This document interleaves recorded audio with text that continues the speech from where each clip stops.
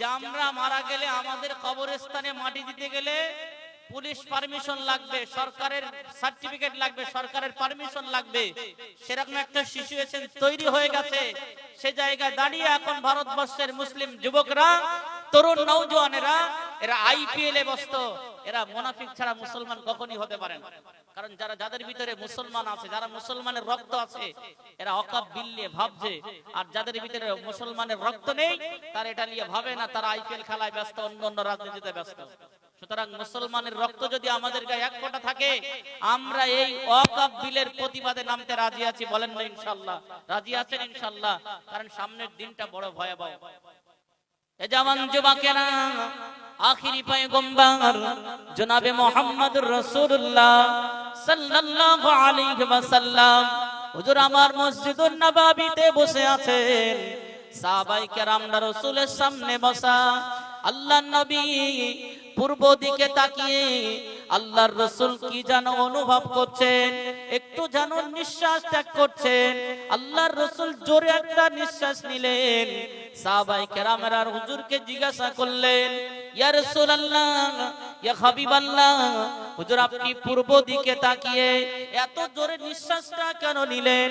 আল্লাহ নবী বলেছিলেন, ও আমার সাহাবীরা, ও আমার সাহাবায়ে কেরামেরা, আমি রাসূলুল্লাহ যেন বুঝতে পারছি, আমি রাসূলুল্লাহ যেন জানতে পেরেছি, আমি রাসূলুল্লাহ বুঝতে পেরেছি, পূর্ব দিকে একটা দেশ আছে, যে দেশটার নাম হিন্দুস্তান, যেটার নাম ভারতবর্ষ। এই ভারতবর্ষ একদিন বিজয় লাভ করবে। আমি রাসূলুল্লাহ সেই বিজয়ীর সুগন্ধি আমার নাকে এসেছে। বলেন সুবহানাল্লাহ।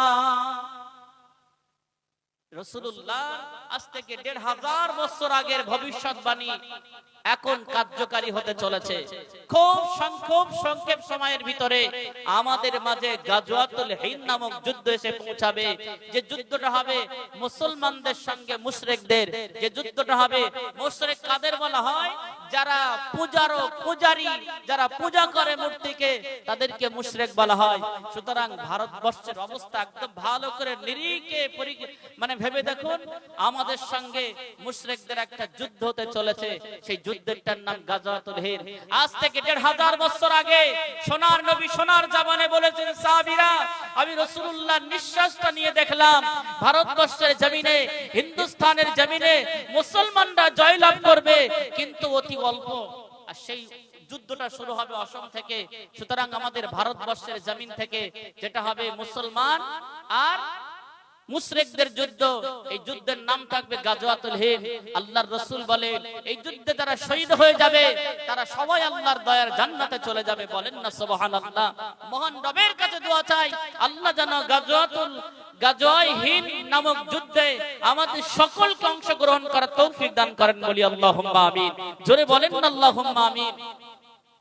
আল্লাহর নবী জানালেন 1/3 শহীদ হয়ে যাবে এবং আর বাকি একদম খুব অল্প সংখ্যক মুসলমানেরা তারা যুদ্ধ চালিয়ে যাবে, বেঁচে থাকবে গাজওয়াতুল হিন্দ। তারা জয় হবে এবং তারা ঈমান নিয়ে মরে আল্লাহর দয়ার জান্নাতে চলে যাবে। জোরে বলেন না সুবহানাল্লাহ?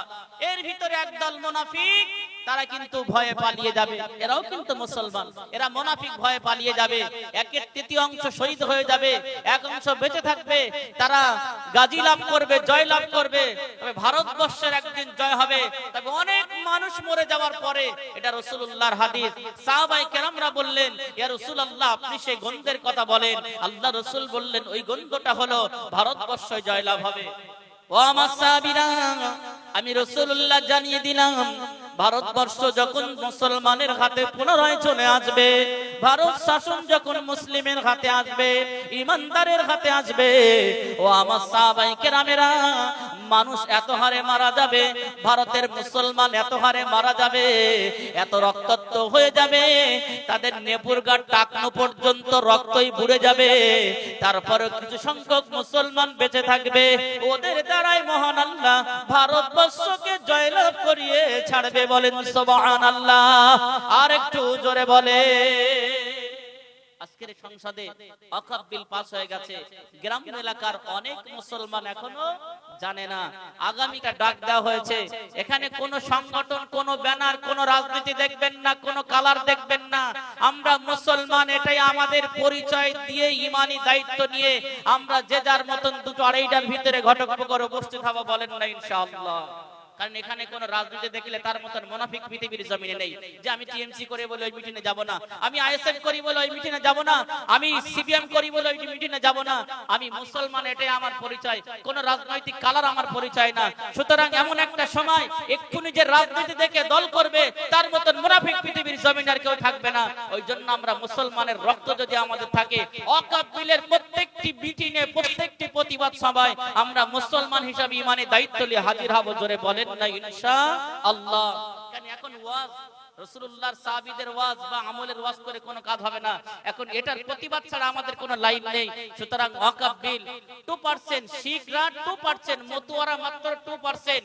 কৃষক বিল যখন পাস করে 2% মানুষ তারা প্রতিবাদ করে কৃষক বিল প্রত্যাহার করেছে, আর আমরা 4%। সুতরাং 40% মানুষ আমরা যদি প্রতিবাদ করি, ইমানের পাওয়ার এমন একটা পাওয়ার, মুসলমান যদি ওয়াকফ বিলের বিরুদ্ধে প্রতিবাদ করে, সরকার, কারণ সরকারের বাপেরও ক্ষমতা নেই ওয়াকফ বিল প্রত্যাহার করতে বাধ্য হবে। সুতরাং আমরা মুসলমানের ঈমানি জজবা নিয়ে ওয়াকফ বিলের প্রতিবাদ আমরা করব।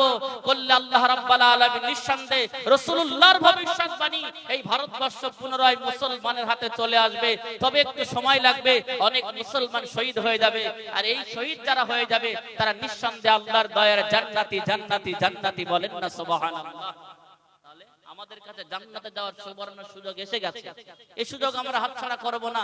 বেশি বেশি দোয়া চাওয়া, আল্লাহ যেন আমাদের জামানায় গাজওয়াতুল হিন্দ নামক যুদ্ধ আসুক, আর আমরা সেই যুদ্ধে অংশগ্রহণ করব, ঈমানি জজবা দেখাবো, শহীদ হয়ে যাব, সরাসরি জান্নাতে চলে যাব। কারণ শহীদদের আল্লাহ রাব্বুল আলামিন কোনদিন হিসেব নেন না। ওই জন্য এখন শুধু নামাজ পড়ে পাথর ফাটিয়ে বাড়ি শুয়ে থাকলে তার নাম মুমিন বলা যাবে না, তাকে মুসলমান বলা যায় না। এখন প্রতিবাদ করে প্রতিবাদে নামতে হবে।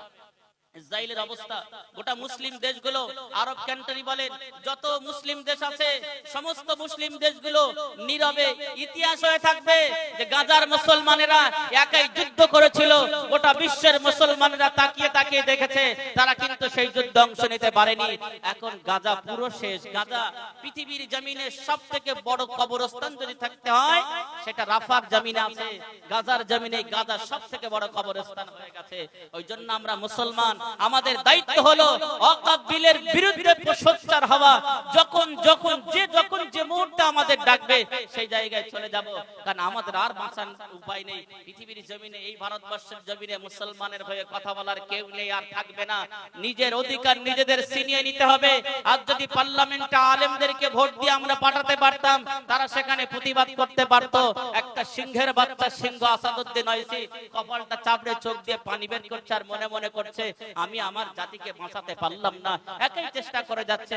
এখানে যদি আলেমদেরকে পার্লামেন্টে পাঠাতে পারতাম, কি করে পাঠাবেন? কিছু আমাদের মতন হুজুররা ফতোয়া দিয়ে রাজনীতিটাকে হারাম বানিয়ে দিয়েছে। তারা করবে যারা আলেম, যারা রাষ্ট্রনীতি বোঝে, যারা ওমরের চরিত্র সম্পর্কে জানে, আবু বকরের চরিত্র সম্পর্কে জানে, যারা উসমানের চরিত্র সম্পর্কে জানে, রাসূলুল্লাহর ইতিহাস যারা পড়েছে, ইসলামের ইতিহাস যারা পড়েছে, এদের দ্বারা রাজনীতি মানায়। কিন্তু না, টোটালটা উল্টোটা ভারতবর্ষ, বেশি বললে খারাপ। ওই জন্য আমাদের অধিকার আমাদের বুঝে নিতে হবে। আমরা যাব যখন যে মুহূর্তে, এখন আমাদের জিহাদ করার পালা। এই ওয়াকফ বিল যে পাস হয়েছে, অনেক মুসলমান জানে না, বলার একটাই কারণ, এখানে ওয়াজ আর চলবে না। এখন ওয়াজ মানে এটাই, এখন ওয়াজ মানে এটাই। কারণ ওয়াকফ বিল যে পাস হয়েছে, দুদিন পরে আপনার মসজিদে তালা পড়ে যাবে, আপনি মসজিদ নামাজ পড়তে যাবেন, আপনার গলা ধরে ছুঁড়ে ফেলে দেওয়া হবে, নামাজ পড়া যাবে না। এটা সরকারি সম্পত্তি। ওয়াকফ সম্পত্তি কাদের? আমাদের বাপ দাদারা তারা দান করে দিয়েছে। দানকৃত সম্পত্তিকে ওয়াকফ সম্পত্তি বলা হয়। এটা আল্লাহর সম্পদ, বান্দারা দেখাশোনা করে। সুতরাং এই ওয়াকফ সম্পত্তি সরকার নিজের হস্তক্ষেপ করে নিতে চাইছে বা চাচ্ছে। হস্তক্ষেপ করার জন্য বিল পার্লামেন্টে বিল পাস করে দিয়েছে। এই মসজিদ সরকারের আন্ডারে চলে গেছে। সরকার যদি চায় আমাদের নামাজ পড়তে দেবে, অন্যথায় দেবে। আমাদের বাপ দাদার রেখে দেওয়া জায়গা কবরস্থান, আমরা মরে গেলে মাটি দিতে যাবে, সরকার যদি বলে ওখানে মাটি দিতে দেব না, দিতে দেবে না। সুতরাং উত্তরপ্রদেশে যেদিন বিল পাস হয়েছে তারপর দিন সকাল থেকে ফতেপুর জেলায় অলরেডি কবরস্থানে বুলডোজার চাপিয়ে দিয়েছে। যারা সোশ্যাল মিডিয়া ঘাটে তারা দেখতে পাবেন।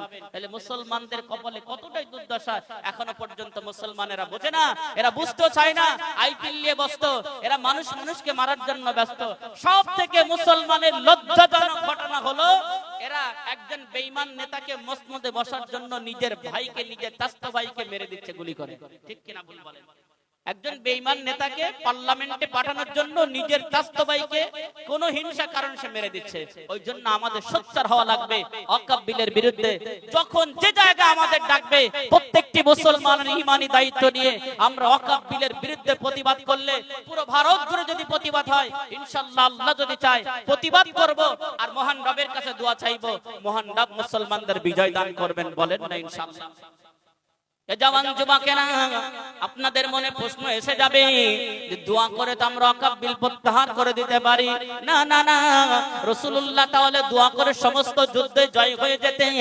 আল্লাহ রাসূল যুদ্ধের ময়দানে গিয়ে দোয়া করতেন, ও রব্বুল আলামিন আল্লাহ, আমরা যুদ্ধের ময়দানে এসেছি, আল্লাহ আপনি আমাদের জয়লাভ করাবেন। কিন্তু যুদ্ধের ময়দানে না গিয়ে রাসূলুল্লাহ দোয়া করেননি।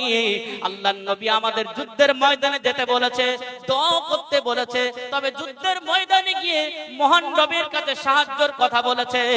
আমরা যদি মসজিদে বসে বসে সাহায্য চাই আর যুদ্ধের ময়দানে না যাই, তাহলে কি যুদ্ধ জয়লাভ করতে পারবো? রাসূলুল্লাহ তো এটা বলে দেননি। ও আমার উম্মত উম্মতিরা, ও আমার সাহাবায়ে কেরামেরা, সঠিক ইতিহাস শুনে রাখো।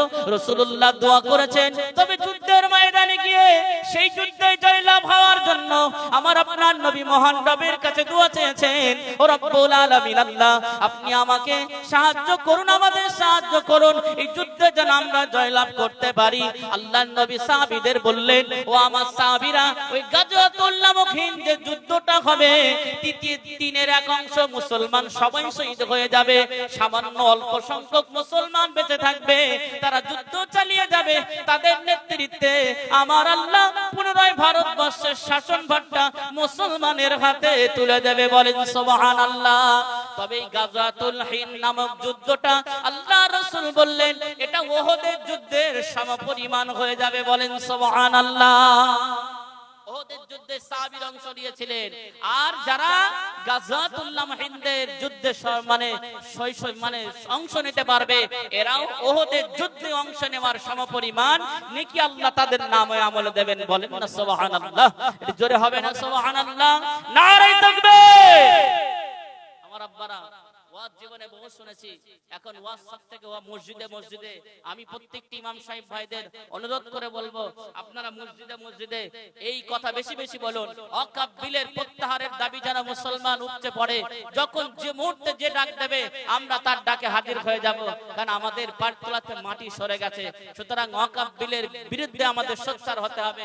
মুসলমানেরা, গ্রাম বাংলার মানুষেরা, এরা সকাল হয় ফজরের নামাজ কেউ পড়ে না, মাঠে যায় চাষ করে, আবার হাটে যায়, বাড়ি এসে শুয়ে ঘুমায়, আবার মাঠে যায়। এরা বুঝতে পারে না যে আমার পায়ের তলে মাটি আছে, চাষ করে কি লাভ হবে। আপনি যদি না বাঁচতে পারেন, আপনি যদি আল্লাহ আল্লাহ করার জায়গাটা আপনি আল্লাহ আল্লাহ করছেন, এই জায়গাটাই তো থাকবে না।